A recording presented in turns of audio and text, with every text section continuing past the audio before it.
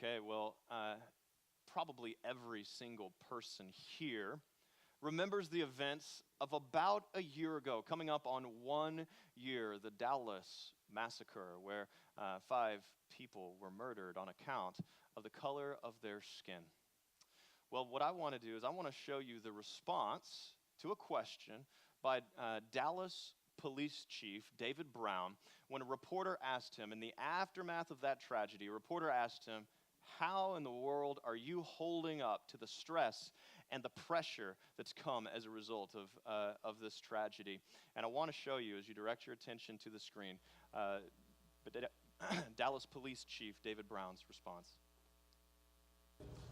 I believe that I'm able to stand here and discuss this with you is a testament to God's grace and his sweet, tender mercies, just to be quite honest with you. Because what we're doing and what we're trying to accomplish here is above challenging. It is. We're asking cops to do too much in this country. We are. We're just asking us to do too much. Every societal failure, we put it off on the cops to solve. Not enough mental health funding. Let the cop handle it. Not enough drug addiction funding. Let's give it to the cops. Here in Dallas, we got a loose dog problem. Let's have the cops chase loose dogs. Schools fail. Give it to the cops. 70% of the African community is being raised by single women. Let's give it to the cops to solve that as well. That's too much to ask. Policing was never meant to solve all those problems. And I just ask for other parts of our democracy, along with the free press, to help us and not put that burden all on law enforcement to resolve. Okay, so Dallas Police Chief David Brown. First of all, do you agree with that? The cops have a lot of responsibilities placed on them. Okay, and so here's my question, because it begs the question: if it's not all on the law enforcement to resolve these problems, whether they're family disintegration or poverty or school funding or mental health, if it's not all on the law enforcement, then whose responsibility is it to resolve society's problems? Because the police, they're picking it up, because who else is going to do it? Whose responsibility is it? You see, most of the world, what they look to is in some way the government. It could be having the right political leader who's going to champion my cause and not the other people's cause. It could be having the right policies in place. It could be diverting funding from one area to another area. And that's what you get a lot of times when you ask the world, what's the solution? Well, the government needs to do this instead of that. Or if you ask the church, what the church oftentimes says, and I consider it a cop-out, it's the Sunday school answer. You know what the Sunday school answer is, right? Jesus. Jesus is the answer. Well, I do believe Jesus is the answer. And I do believe Jesus one day will come back in glory and he'll right every wrong and reverse every injustice and wipe away every tear. But what are we, God's people, to do in the meantime? Are we to just hunker in a bunker with our canned food and our ammo and have some good Bible studies until Jesus returns? God's solution to the world's problems is godly leadership. God's solution to the world's problems is godly leadership. If godly leaders don't step up to the plate, then what happens is church becomes a place where we have those wonderful Bible studies and the world around us is going to pot. And we're just happy in our little comfortable zone here in church. And that's not what this is about. That's not why God has us here. We're in a series on the life of Nehemiah. The life of Nehemiah, a character in the scriptures. And the title of this series is called To Lead. And our big idea for this series is that every follower of Christ is called to be a leader of people. Do you believe that? Every follower of Christ is called to be a leader of people. Why? Because if we've really found the light, as we claim to have found, then it is incumbent upon us to help those who are stumbling through the darkness, isn't it?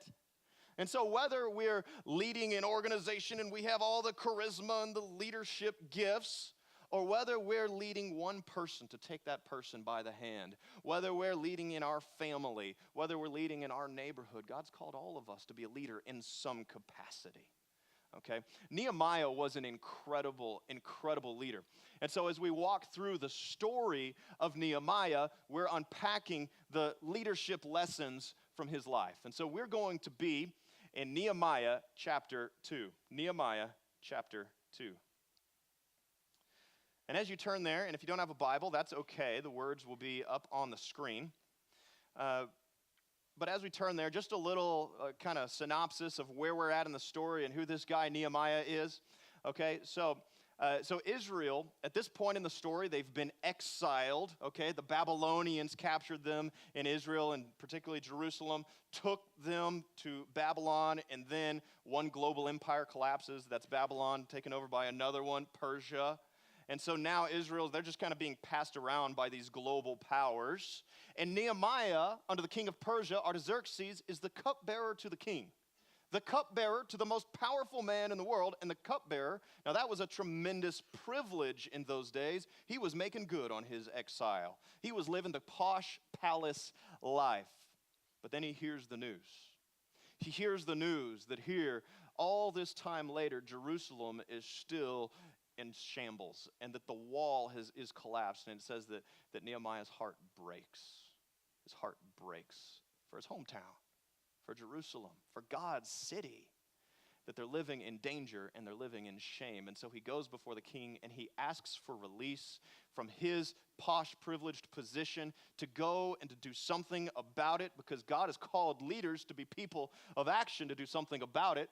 God's solution to the world's problem is godly leadership. And so that's what Nehemiah steps up to the plate to do. And what does he do when he arrives in Jerusalem? And so that is where we pick up the text in verse 9. He's just got this permission from the king to go and do something about it.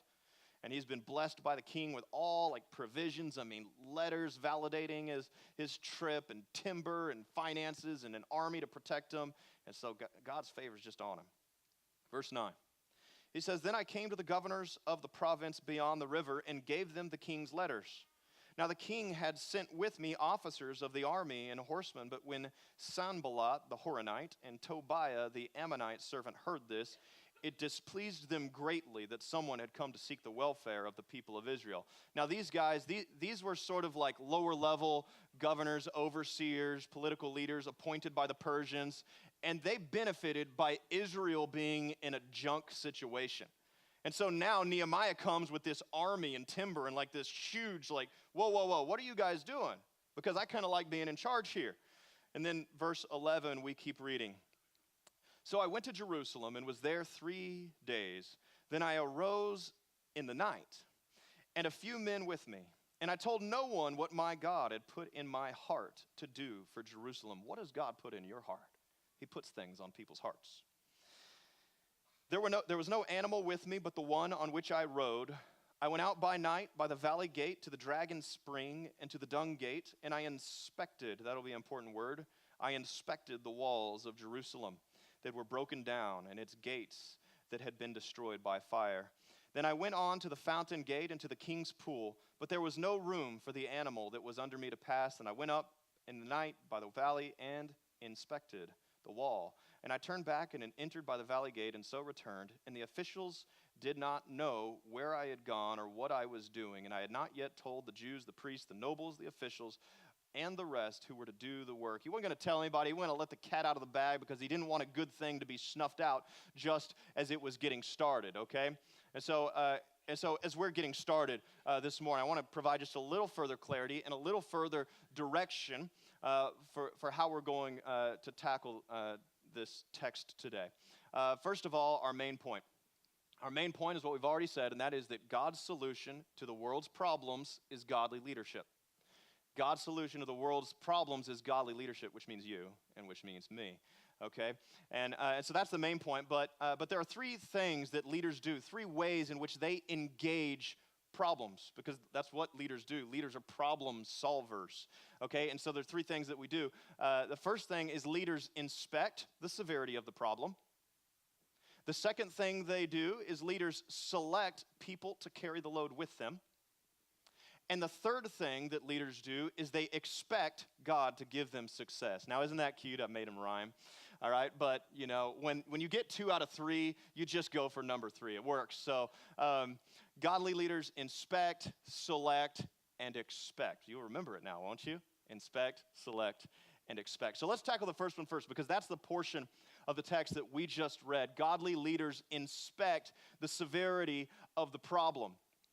Now, Nehemiah, remember, he had his heart broken in Jerusalem when he just heard the news. But he was not satisfied with generalities. He was not satisfied with just kind of knowing from a distance, because you can't solve a problem that you don't understand deeply. And just imagine, if his heart broke just when he heard the news, what do you think it was like for him as he traveled around the entire city to see these charred stones toppled to the ground and gates just completely missing? What do you think that would have done to his heart? This was torture to him. But godly leaders are willing to go through the torture of facing the brutal facts because they know that they cannot otherwise solve a problem. Would you want a doctor to do surgery on you named Jim Bob who just says, well, we're going to just open you up, see what's inside, and fix whatever we find? No offense if your name's Jim Bob. You're like, can we do an x-ray? Can we do an MRI? Can we get a little more detail here? In fact, that word inspect is a medical word. It talks about probing a medical wound to determine the extent of its damage. And so it's important that in that area of brokenness, whatever it is that breaks you, it's important that we inspect it deeply, that we look at it closely, because we can't resolve a problem that we don't deeply understand, and we cannot settle for generalities. And so here's my question for you. In what area of your life are you not facing the brutal facts? In what area of your life are you not facing the brutal facts, not taking leadership to inspect the problem more deeply because we prefer the comfort of our ignorance? See, because this is where God's called us to take leadership. And we can look at this on a personal level as well as like leading and redeeming our city. Okay, on a personal level, facing the brutal facts. Let's say it's in the area of our personal health, okay? The scale doesn't lie, does it? The doctor, when we have a physical, he doesn't lie, does he?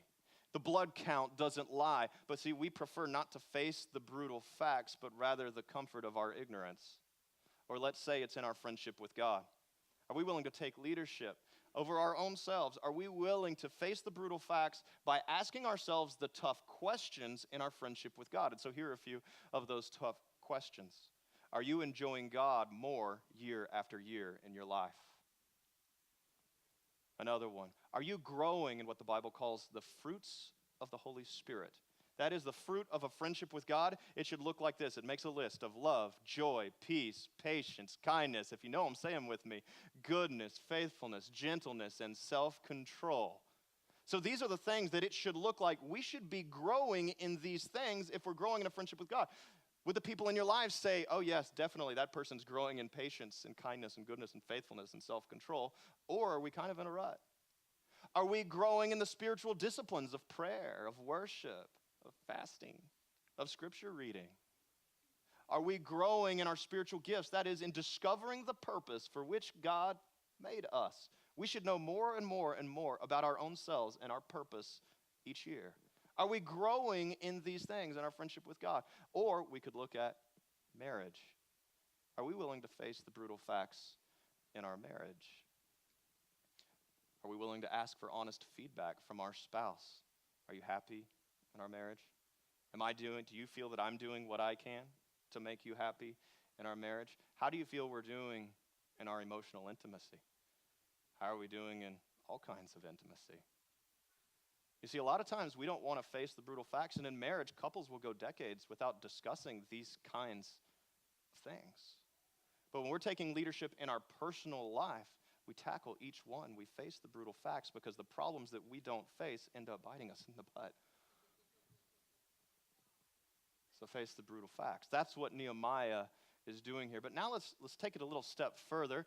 Because what Nehemiah is really doing, you see, it starts with taking leadership in our own lives, taking control there, but then taking leadership of that area of our brokenness. I want to press on this for a moment. Caleb Sutherland talked about this last week, that if you want to discover your God-given purpose, one of the ways you do that is you ask yourself, what breaks my heart? Nehemiah's heart was broken for his city, Jerusalem, and his purpose. And the reason we're talking about him today, thousands of years later, is because his purpose was in that area of life. What broke his heart was the walls were broken. And so he went out and he rebuilt and he became a problem solver. So what breaks your heart this morning? And so Caleb talked about that, what breaks your heart, last week. But here's what I want to say. Rather than running from that thing because it hurts, actually face it, actually engage it. Torture yourself by staring at the brutal facts right in the face, because you can't resolve a problem that you don't understand deeply. One of my friends is a pastor, and he got it real hard. What breaks his heart, one of the things that breaks his heart is poverty and children in need. And so he started talking to some other local pastors and trying to collaborate with other churches, like, hey, what can we do to resolve this issue? And he goes to one of the other pastors, and he shares his vision and his heart and his dream, and he's sharing all of his passion. And he says, so what do you, and it's time for the other pastor to respond. And he says, what poverty are you talking about?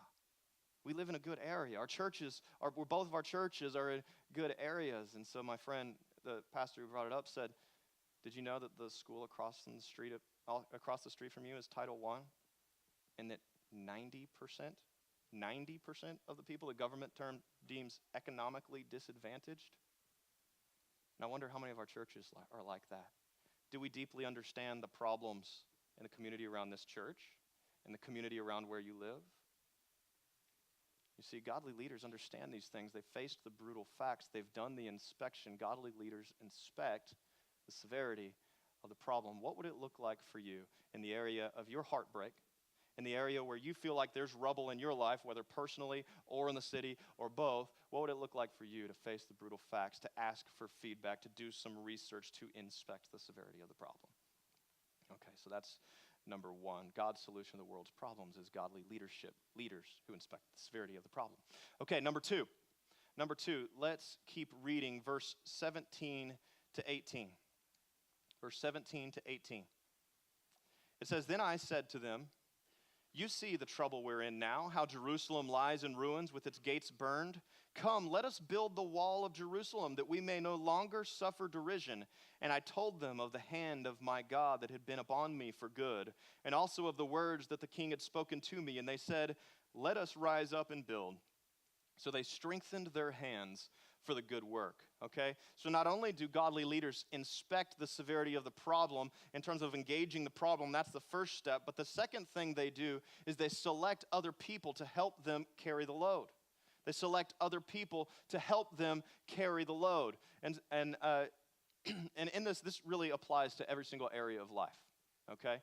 This could, again, to apply it to taking leadership in our own lives. If I haven't had the discipline over the course of my life in the area of health, it's time to reach out to another person for help. That's why programs like Weight Watchers have had such success. That's why recovery programs always appoint for you a sponsor. And some of you have been in recovery programs before. You've got to have that kind of accountability.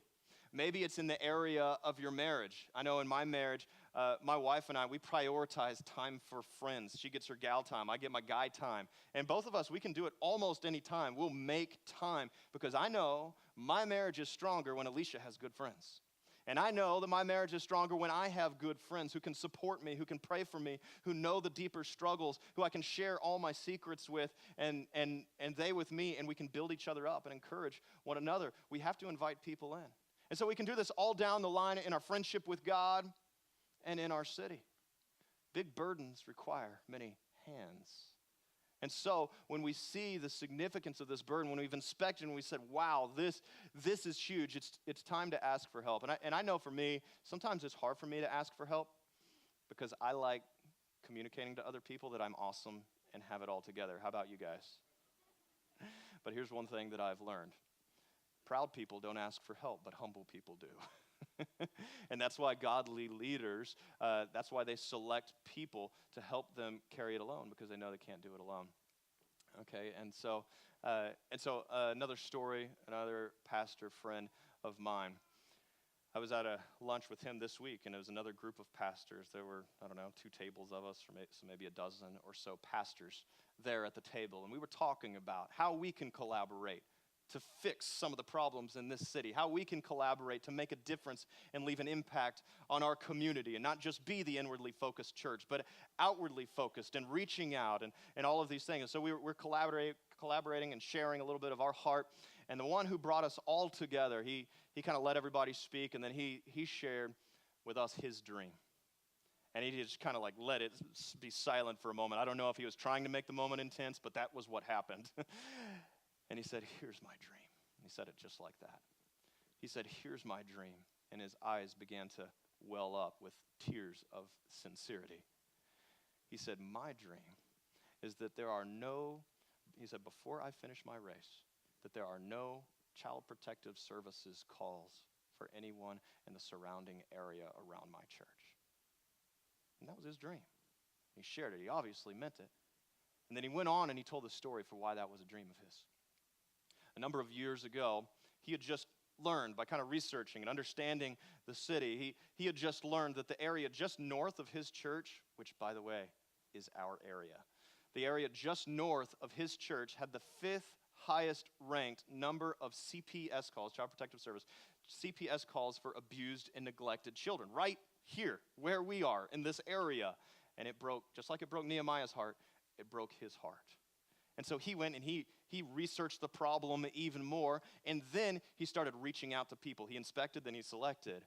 He reached out to a congresswoman, Kay Granger, and he said, "What can we do about this problem?" She gave, just like Nehemiah had the favor of the Lord on him, she gave him a $150,000 grant.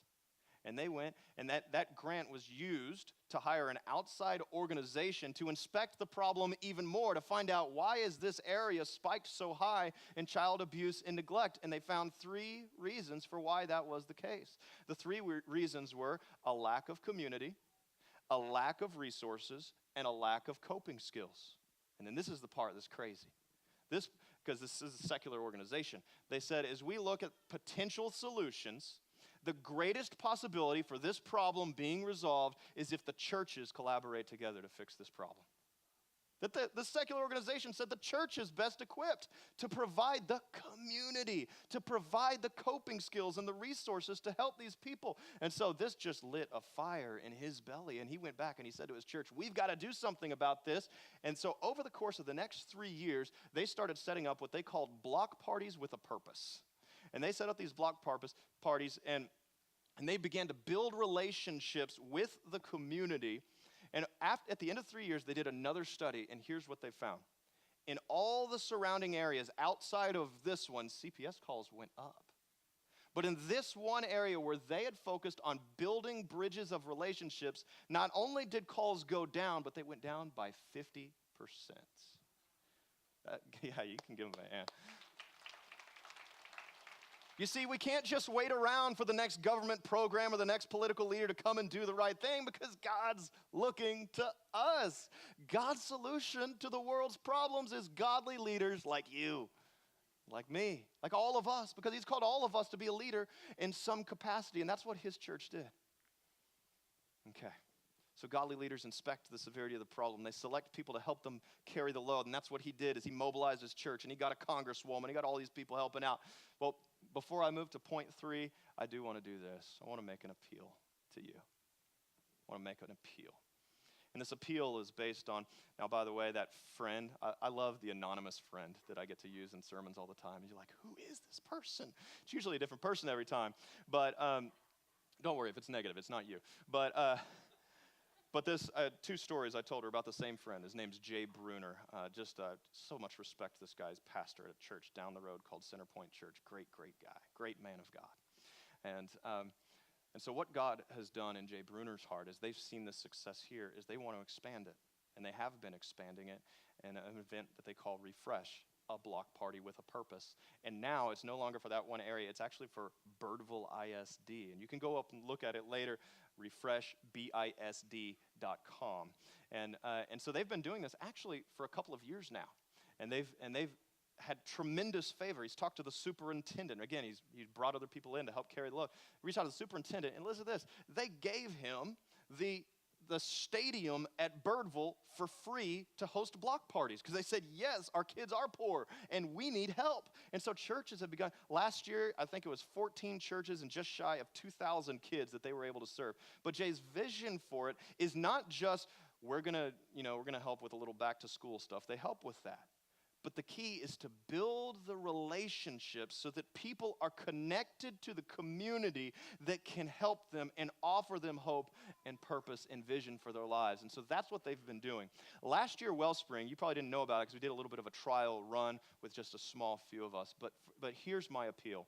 This year, we're going to do it big. And I would like to get at least 30 volunteers to give up their Saturday morning on August 19th. 30 volunteers to give up a Saturday morning on August 19th for a few hours to serve the economically disadvantaged people of this area. If you're willing to do that, now I know you got to, check your calendars, and guys, you just got to ask your wives if, to check your calendars because you don't know anything, just like me. Sorry, that sounds bad, but they know the calendars, don't they? A lot better than we do. But I know you've got to check the administrative details and all of that, but assuming all is well, I'll just get a show of hands. Who'd be willing to volunteer for that? Okay, so what I'd like to ask you to do is to take your Connect card and at the bottom, just mark that you'd be interested, and we'll get you every detail that you want to know. It's in the Next Steps section, because I want to be a church that makes a difference in our community. I want to be a church that doesn't just huddle up and have good Bible studies in a bunker with our ammo and canned goods until Jesus returns. I want to be a church that's a light of the world and that's a salt of the earth, and that involves us making sacrifices and building bridges into our community. And so if you're willing to do that, we'll follow up with you. So, godly leaders inspect the severity of the problem. Godly leaders select people to carry the load with them. And the last one is this: godly leaders expect God to give them success. Godly leaders expect God to give them success. We're going to pick it up in verse 17. Even though we've already read that verse, we're going to read down through verse 20 because it all kind of flows together. Verse 17. So he's now inspected. Then I said to them, you see the trouble we're in, how Jerusalem lies in ruins with its gates burned. Come, let us build the wall of Jerusalem that we may no longer suffer derision. And I told them of the hand of my God that had been upon me for good, and also of the words that the king had spoken to me. And they said, let us rise up and build. So they strengthened their hands for the good work. Now this is a new part. But when Sanballat the Horonite and Tobiah the Ammonite servant and Geshem the Arab heard of it, they jeered at us and despised us, saying, what is this thing you are doing? Are you rebelling against the king? Then I replied to them, the God of heaven will make us prosper, and we his servants will arise and build, but you have no portion or right or claim in Jerusalem. Godly leaders expect God to give them success. And there are two instances in this passage where we see Nehemiah's expectation.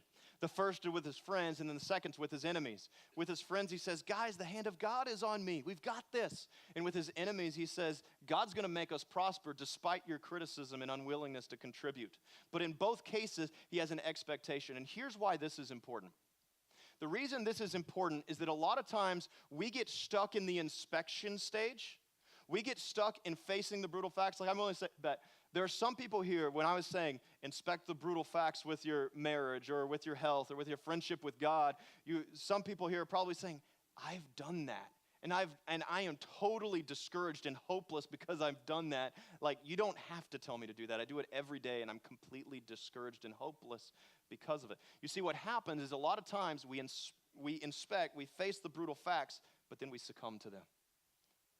Okay, but I just want to come back to this story for a moment. Nehemiah hears from a distance, but he hasn't seen the walls. But then imagine as he's on his horse or his donkey traveling around the walls of Jerusalem inspecting. Maybe it takes a couple of hours, just trying to see through the tears as he's just weeping. Wouldn't it be easy to imagine that now once he's seen it with his own eyes, he thinks in his head, what in the world did I get myself into? I mean, I got the king's backing in this timber and all of this, but this is so much more devastating. This is so much bigger of a problem than I ever imagined. Wouldn't it be easy to imagine that after inspecting, he could no longer expect? How many of you have had a problem? You've looked at it and you say, I look at this and I feel paralyzed by it. It'd be very easy to see that happening with Nehemiah. And if you feel stuck in any area of your personal life, or when we talk about redeeming the city, oftentimes it's because we get stuck in this stage. And so you really have two kinds of people. You have those who are satisfied with generalities, who don't want to inspect it all. They put their head in the sand and they sing the Lego song. Everything is awesome, everything. And it's totally not awesome, but they pretend it is. And then you have those that do inspect and they get stuck there. But God wants to move us through the whole process: inspect, select, expect. He wants to move us through the whole thing. And what a huge thing it is that Nehemiah, after seeing the wall and all of its devastation, still expects God to move in power. There's a book that's written long ago called Good to Great. Anyone ever heard of this book? It was a bestseller like 10 years ago. And Jim Collins, the author, he talks about the principles that companies abide by to take their company from being a good company to a great company. And one of the principles, he calls it the Stockdale Paradox. The Stockdale Paradox. I'm going to read you what he says. And he says the companies that take they go from good to great abide by this. He says they have to, number one, face the most brutal facts of your current reality, and number two, retain the faith that you will prevail in the end game.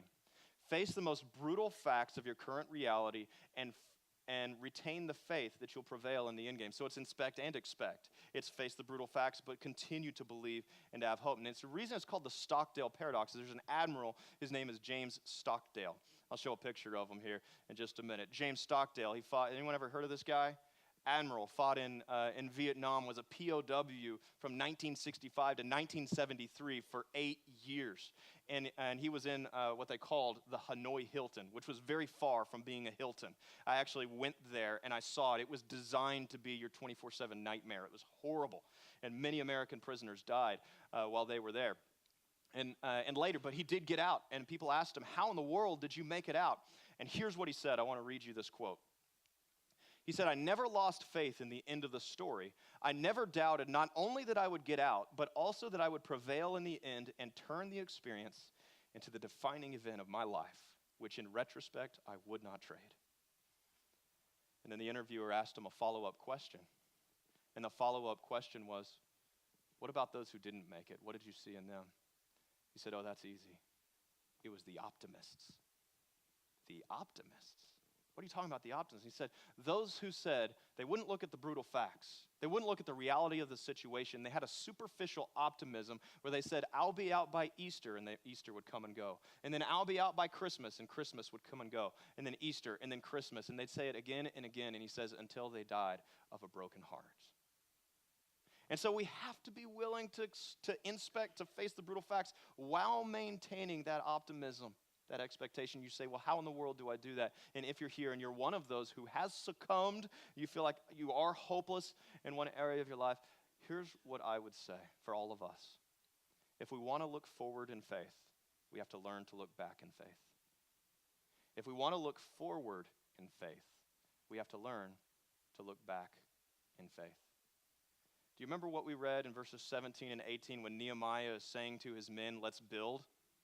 Okay, so let's keep in mind the setting here. I want to picture the guys around a campfire, and Nehemiah is the only one, when he starts his speech, the only one that believes that we can rebuild this wall, because everyone else has been living in their rubble and accepted it as their reality and just said, this is it. This is my life. There's nothing we can do about it. And here's Nehemiah, like face all aglow with enthusiasm. And they're saying, I don't think so, Nehemiah. And what does he say? He tells them, the hand of my God has been upon me. Just picture the speech. He's saying, but guys, listen, you can't do it, Nehemiah. We can't do it. There's no way. We've tried and failed. There's enemies. They want to kill us, blah, blah, blah. But guys, listen, the hand of my God has been upon me. The king, he gave me permission, and he blessed me, and he gave me letters. Let me show you one of these letters. And he sent an army with me, and he gave me timber and money. God's hand has been upon me so far, so it will continue to be upon me. And by the end of his speech, the guys are doing slow clap. And everybody says, they arise and they say, let's build. This is the situation. It's hopeless people who gain hope. Is Nehemiah, a godly leader, because God's solution to the world's problems is godly leadership, rises up and says, here's why we can have hope. And he teaches them to look back so that they can look forward in faith. And so look back in your life. Maybe it's in your marriage. Maybe it's in your personal life, or just in some other area of your personal life. Maybe in your career. Look back in your life at the times and the moments of God's favor in your life. Look back at when it all started. For Elijah, all he had of hope was a cloud the size of a man's hand. And that was enough for him to keep on believing. Just keep on believing and keep on going. Because if we can't look back without seeing only negative, there's no way, if all we see negative looking back, that we can see positive when we look forward. If we want to see positive when we look forward, we got to see positive when we look backward. If we want to see the hand of God in our future, we've got to see the hand of God in our past. And then keep looking back. Not just in the past of your life, because 2,000 years ago, infinite love became a human being. And 2,000 years ago, God came and he inspected our situation, facing the brutal facts of our sin, not from his posh palace in heaven, but actually walking the earth and suffering sin's devastation on his own person. If that's not facing the brutal facts, I don't know what is. And then he went from there, and for 3 years he ministered, not by himself, but with a team. And he took 12 men, and he invested his life in these 12 men because he knew that godly leaders need help. And he selected 12 men to carry the load and to carry on the mission after he was gone. And then he gave himself on the cross. He sacrificed himself, and he stretched out his arms, and he took the nails because he fully expected that 3 days later he would rise again. And he would conquer our sin and our death and our shame and everything that stood between us and God. And he would live forever to be our friend, to walk alongside us in the midst of our brokenness and in the midst of our mission. And so we have here in the model of Jesus everything that we are talking about today, that God's solution to the world's problems is godly leadership. And if we're willing to step out of our comfort zone and into the danger zone, it will be risky, and at times it will be painful. But in the end, we will be able to say, along with Chief David Brown, that the only reason I'm standing here is because of God's grace and God's tender mercies. Let's pray. Heavenly Father, we praise you. We love you. We worship you, and we thank you. We thank you for this morning, and we thank you for your Son. And God, there's brokenness in this room. There's brokenness in me, weakness in all of us, God. And so, God, we need your help. We need the resurrected Jesus to walk alongside us in this. And Lord, there's brokenness in this world that you've called on us to resolve, to fix. And Lord, we just don't have a clue how we're going to do it. And so, God, I ask in the name of Jesus that you give us wisdom and that you would show us how to not run from our problem, but to actually face it, trusting, expecting, fully expecting that you will change our lives, that you will change our marriages, and also that you will use us to redeem our city and bring life to the city around us. In Jesus' name.